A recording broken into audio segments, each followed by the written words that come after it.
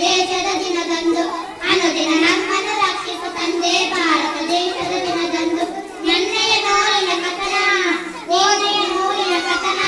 ಓದಿ ಬರೆದರು ಅವನ ಓದಿ ಬರೆದರು ಅವನ ಪಾಲಕಿಯ ಶಿಕ್ಷಕರು ಬಿ ಬಿ ಗೌಡರು